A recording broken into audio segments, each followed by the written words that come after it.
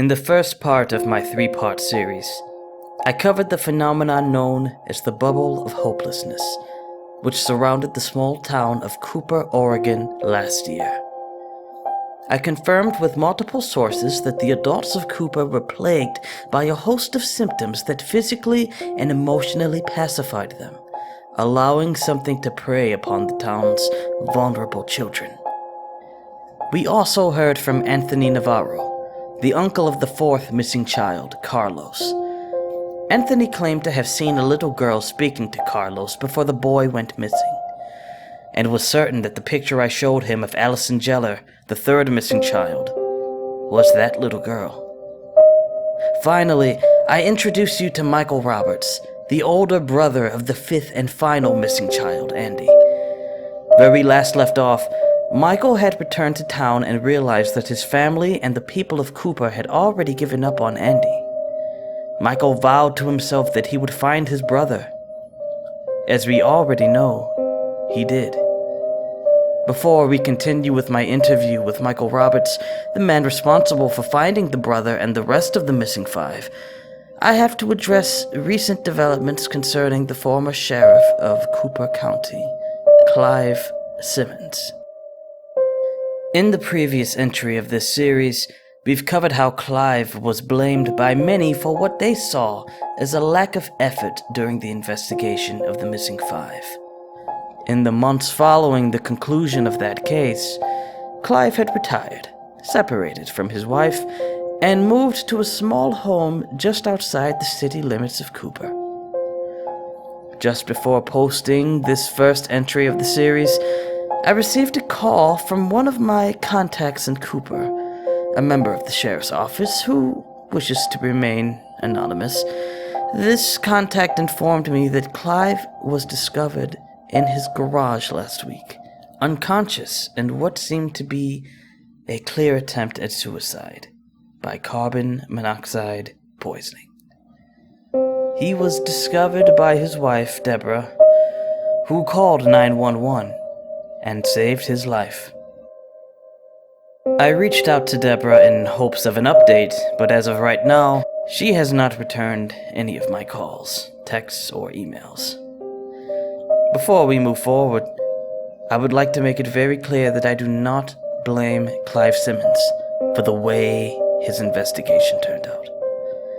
He was dealing not only with the effects of the bubble of hopelessness, but the insubordination of his deputies, who refused to follow his direction during the search for the missing children. Clearly, Deborah was correct when she told me that Clive never got over what happened. If you're reading this, Sheriff, then I sincerely hope that you find peace. You're not a bad man, and none of this was truly your fault. My second interview with Michael Roberts took place 2 days after our first encounter. I met back up with Michael at the start of the trail, which he decided that we would walk down during the interview. The following is a transcript of our conversation.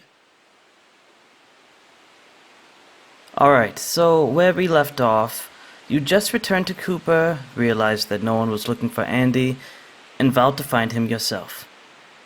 Yep, that was Friday the 9th.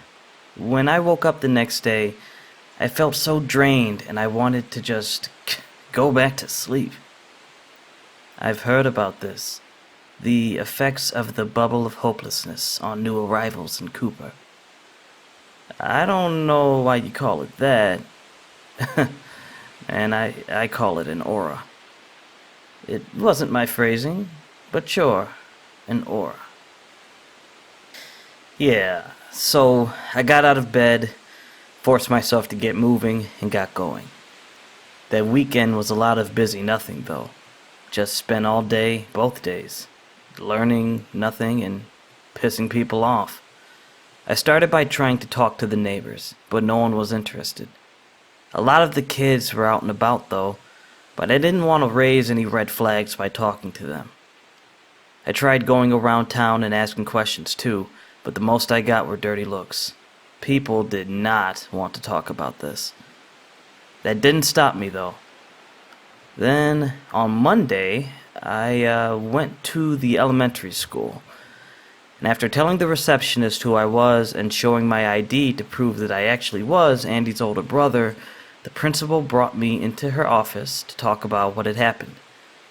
Between apologies, they gave me the information that I was looking for. Andy was last seen near the fence at the far end of the playground, and the police said that they had swept that nearby area and couldn't find him. I asked whether she would mind if I went looking for him so close to a school playground, and she assured me that that wouldn't be a problem, as the students were having their recess inside for the time being. I thanked her for her time and left, considering how frustrating it was to hear that those measures were being taken after my brother had gone missing under their watch. It reminded me of when I was back in high school. A student killed herself during my junior year, and it was only after that tragedy that the school started putting up suicide awareness posters and organizing yearly assemblies about the dangers of self-harm. Before that, though, there was no effort to stop something so terrible from happening, and it was only after someone had already died that the adults started doing the right thing. It was too little, too late. Times 5. I promised myself that I wouldn't be too late for Andy. I decided to take a quick look around the wooded area past the playground fence, so I would be able to prepare for a more thorough search the next day. I walked along the fence, hoping to find anything that would tell me where Andy had jumped over it. The spot that stood out immediately was near the far end, where the tree line was almost right up against the fence.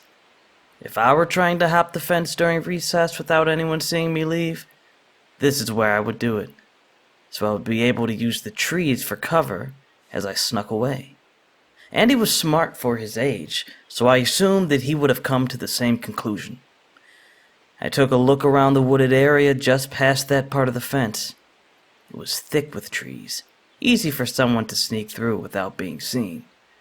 If Andy wasn't seen leaving, then no one would be seen approaching the area either. That was important at this point, because I had to assume, after so many children disappeared, that someone was actively taking them. About that, did anyone see Andy leave? Or anyone in the area? No. Principal told me that no one saw him leave. I'm sure you know a lot more about this Hope Eater than me, but I already think I know how it got to the children, luring them away without attracting any attention. Dude, you really have no idea what it is. I'm easing you into it because it's fucked up. It's impossible. That's exactly what I'm here for. We'll get there. That's the whole point. Anyway, I thought about returning home and preparing for a big expedition the next day. I was going to buy markers, snacks, flashlight, all of that. But then I realized that I wasn't excited about it. What do you mean? I was more begging myself to hold off. I wanted to push it until the next day. It was barely noon at the time, but part of me was just pleading with myself to take a break. I wasn't tired, though. The aura, in effect. Yeah, I knew something was wrong then, but I didn't know for sure that it was an outside force. At the time, I thought it was me wanting to believe that there wasn't something wrong with everyone else. That shit made me mad again, so I went for it that day. I just walked right into the woods and started calling Andy's name. You walked blindly into the woods without any preparation, even something with which to defend yourself in case you ran into whoever was taking the children. Stupid, right? But at least it wasn't nothing. That's what I knew I had to fight. Inaction. Apathy. From the spot where the tree line almost met the fence, I began a thorough search of the area, looking around the woods in that specific direction. For hours, I wandered and called Andy's name out, hoping that he was nearby, that he could hear me. It hadn't even been a week since he disappeared, so for all I knew, he'd gotten stuck or trapped somewhere, waiting to be rescued. It wasn't as likely as something sinister having happened, but I needed something hopeful to hold on to, like a light in the darkness of this terrible situation. It was early in the evening, when my feet were sore from constant walking and my throat was raw from calling Andy's name out, that I finally found something. I was considering how much further to go before turning back when I saw something unexpected ahead. This very dirt trail. The thing I didn't understand was where the trail had come from, or where it was going. I was zigzagging through the area north of the school the whole time. The path led east and west. If this is that trail, which is also heading north, then you're saying it goes a lot farther than this. Yeah, it's a long way. A couple of hours if you aren't wandering through the forest randomly like I was. You'll see it if we get that far today. There's an end to the path. I decided to pick a direction and went east down the trail, calling out Andy's name, obviously with a renewed determination. It didn't take long for the trail to point south, so I knew I was heading in the right way to get back to the road. After an hour or so, the trail brought me to the side of the road, to the entrance we used today. I had driven that way to get to school, so I walked back to the car and drove to the trail's entrance. It was hard to spot the trail when you were driving up the road, and even if I wasn't looking for it, I was sure that I would have driven right past it. That's the road between the school and your neighborhood, right? So, Brianna Thompson, the first victim, was likely taken down this very trail. She was walking home from school, and she lived in that neighborhood. Yeah, that's what I figured too. It snatched her right up. No one would have seen a thing. Anyway, I called the sheriff's department and got in touch with one of the deputies. When I asked how far from the school they looked for Andy, he tried to assure me that they had looked everywhere. But he was surprised when I asked if they'd gone as far as the trail north of the school, and when he asked where this trail was, and I told him that it was several miles north of the school, he explained that they went out in all different directions from the fence, and while they did cover a lot of ground, they didn't go that far out in any direction. I was fucking fuming at that. I told him in no uncertain terms that he needed to get his ass down to the trail and help find my brother, because I was only able to do so much of the Cooper County Sheriff Department's job before my back broke from carrying the investigation. You know, something like that. I waited for half an hour, and the sun was down, replaced by a light rainfall by the time their cruisers arrived. To my surprise, the sheriff was with the deputies. Clive Simmons. Yeah, like I told you, he's a good man. He may not sound like it right here, but I'll tell you, he was essential. I don't want any bullshit on that from you, because there would be dozens of missing kids by now if it not for him. But yeah, he's not going to sound great right now. What happened was, he asked me what made me think that Andy would have gone this far north. I explained how the tree line was close to the fence at a specific point that led in this direction, and he asked something like, "And you think we should take a closer look into this area?" As if it were a strange or pointless request. I was like, of course. He had to leave the playground by hopping that fence, and this trail, wherever it leads, could bring us to where he's been for the last week. Maybe the rest of the kids, too.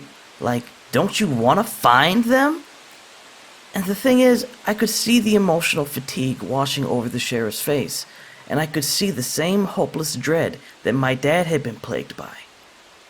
The dread even you had been plagued by. Yeah, then he said something that really fucked me up. "The other children, you don't seriously think they're still out there, do you?" Well, I couldn't contain any of my frustration at that pathetic question. "They could be," I screamed. "What is wrong with all of you? I'm sure that your job hasn't been fun for the last few months, but whatever funk you're in, you have to snap out of it. My brother could be out there. He could still be alive out there. And you're acting like it's a burden to find him? Wake up, man." He rubbed his eyes and sighed deeply. It's like a part of him was fighting me, but more out of self-preservation than anything. He said, "Okay, listen. I know that it's your brother that you're looking for, so I understand and appreciate the fact that you're going so gung-ho about finding him. It's noble of you, it really is. I'll tell you what.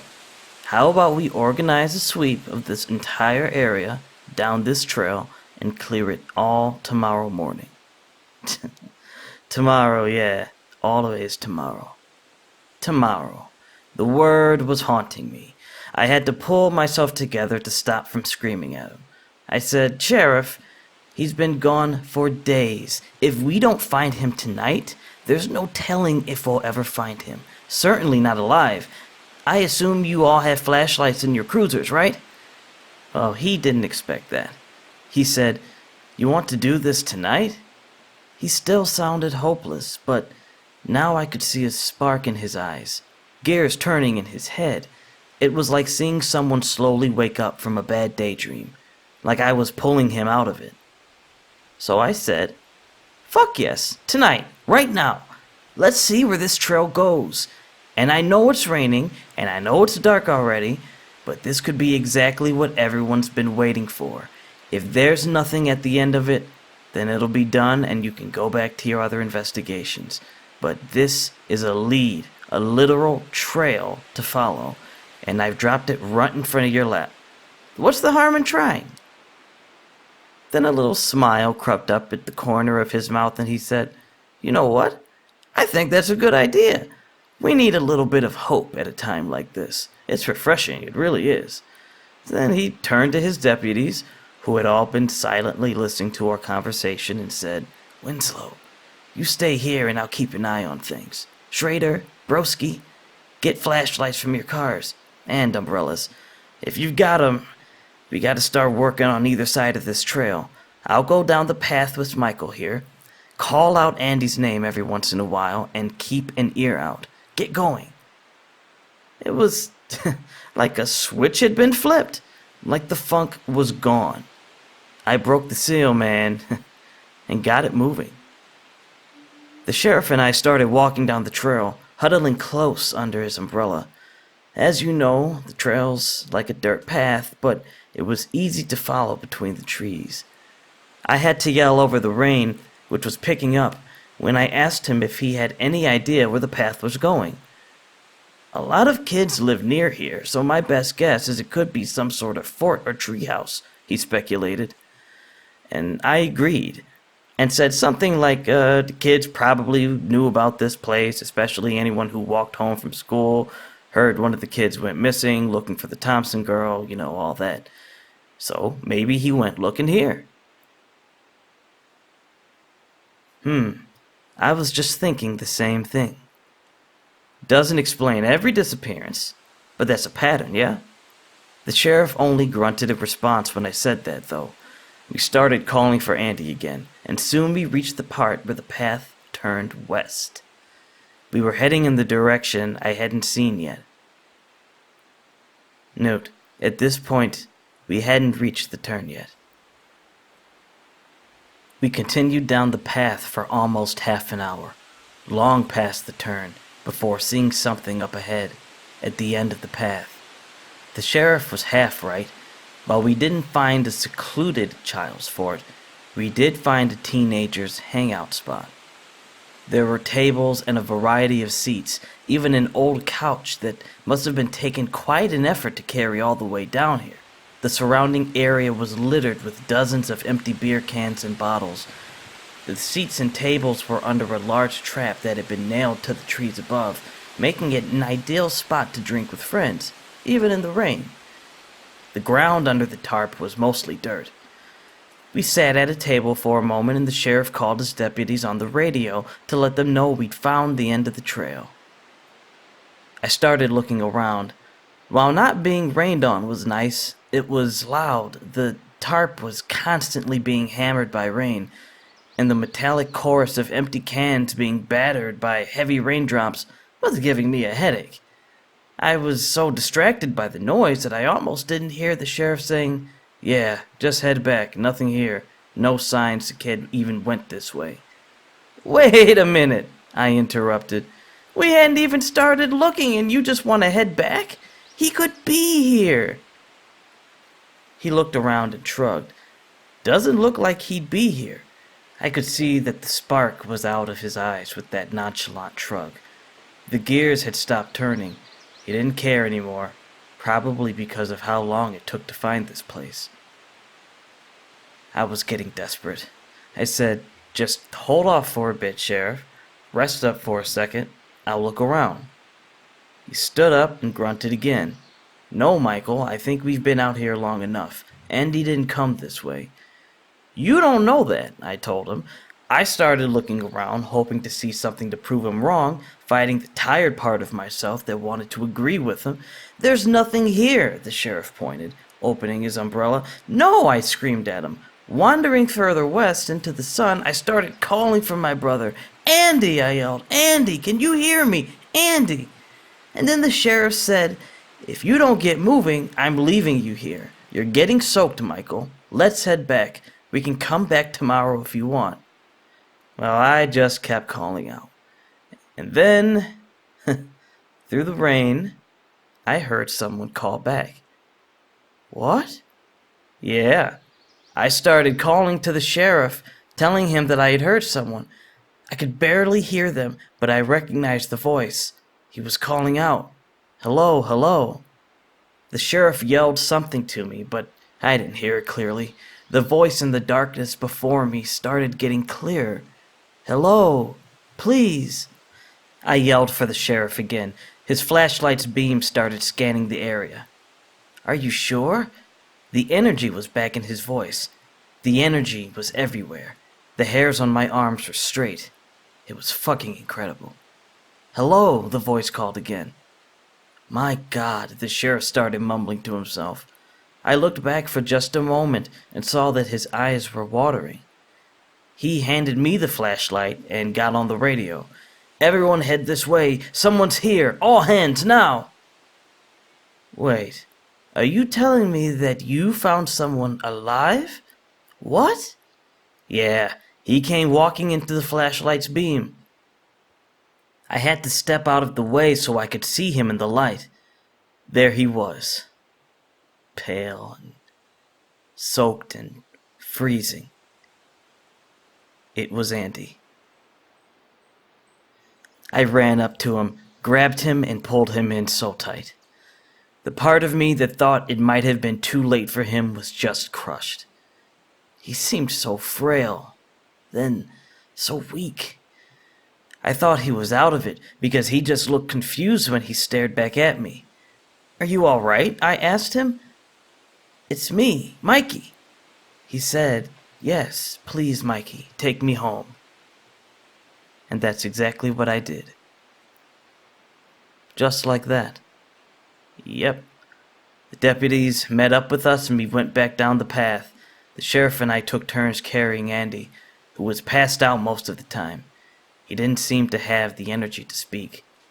By the time we got back to the start of the trail, everyone was just exhausted. When the sheriff told me that he would talk to Andy tomorrow, I didn't have a problem with it. I'm so confused. The reports that said there were 5... We'll get there, Bill. So I brought Andy home, and my parents were complete wrecks. They hugged the ever-living fuck out of him, and everyone cried so much. It's like I brought everyone back from the dead, and we were all real. A real living family again. My dad made Andy eat something, which he was annoyed by but didn't protest at all. We brought Andy to his room, which my mom had been keeping nice.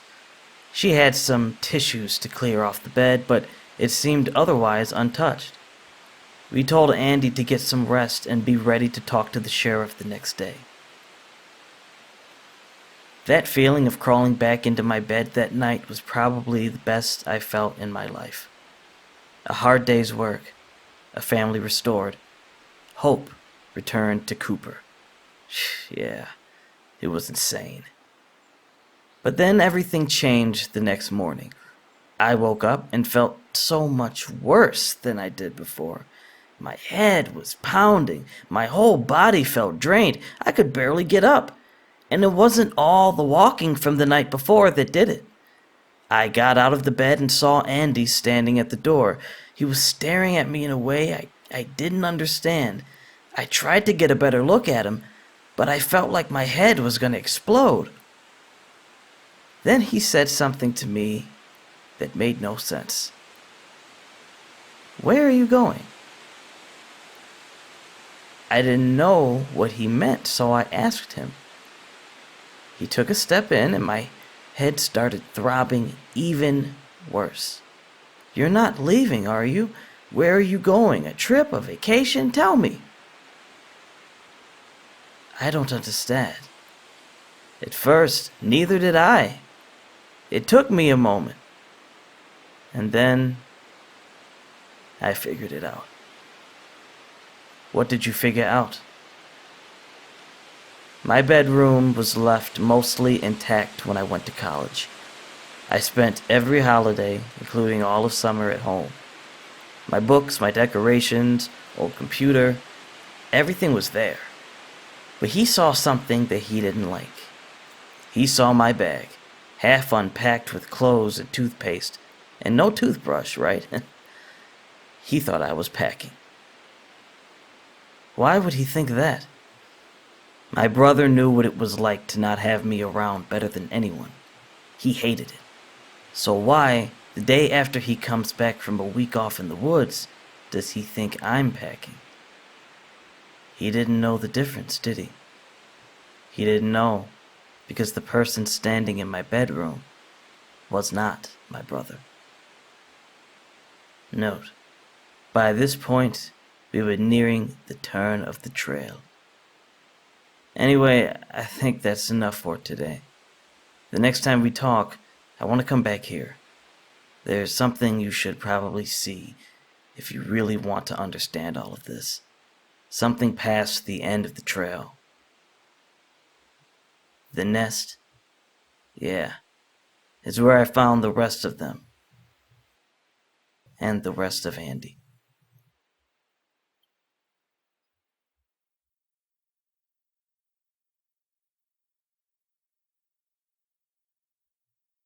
My investigation of the missing five will return and conclude in 2 days. You may have many questions. If not Andy, who or what did Michael bring home with him? If that wasn't Andy, then where is he? What about the rest of the missing five? I may have no explanations for what our final part contains, but I do have those answers. And those answers are impossible. Stay tuned.